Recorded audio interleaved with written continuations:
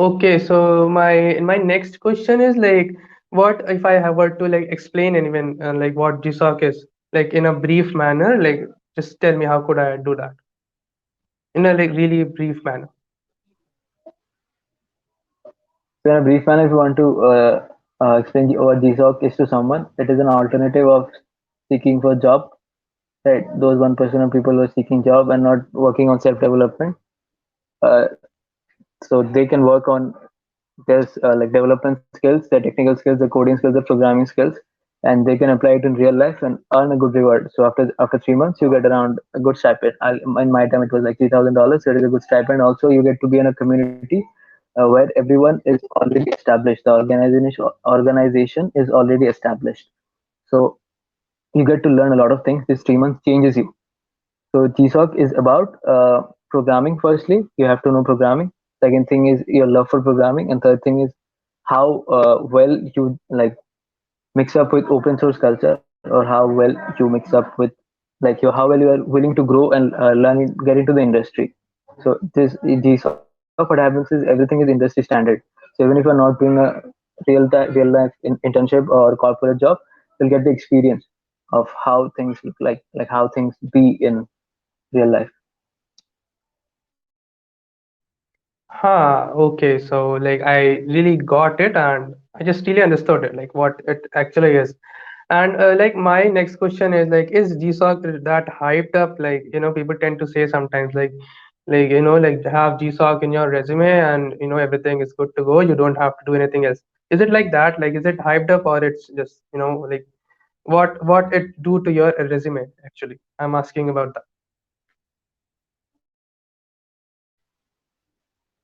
So like if you mean by hyped up, if I have to answer that, then GSOC, I don't know how much it is hyped up, but it has some good potentials that can add to your resume.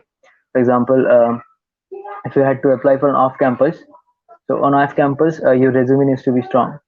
Even for on-campus, your resume needs to be strong, but your CGPA also has to be high. So in a case of off-campus, if your CGPA is not high, but if you have some achievements which can like make you stand out, that's a brilliant thing. So in my case, after GSOC, I applied in three companies and I got to work in all of them. And the best part is earlier when I used to apply, the reply used to come like around a week. It used to take around a week, but now the process has like speeded up a lot. So it's like it takes just 1 day to get a reply of the application or anything that I send, because that I have the badge of Google Summer of Code in my resume. So it makes life a lot of easier and also makes you more efficient, right? It makes you like think in a different way. You are not then job oriented, or you're not looking someone to hire you. You then become independent and like you can start your own stuff. You become capable. So I don't know it's hyped or not, but it's a very good thing to do. So I was asking like, is it really hard or like, you know, Google name is there, so a lot of competition would also be there. Is it like really hard?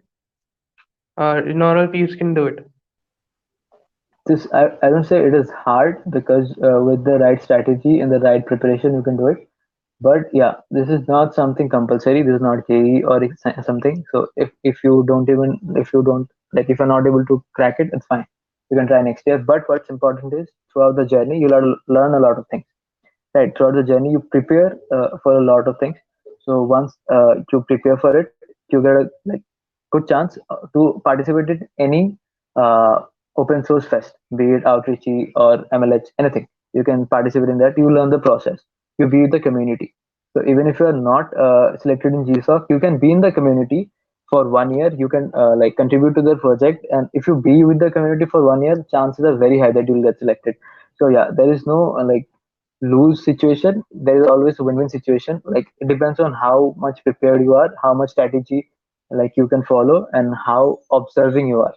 You have to like change your methodologies according to what you observe, what is working and what is not working. You have to observe and then rapidly change your like strategy or approach.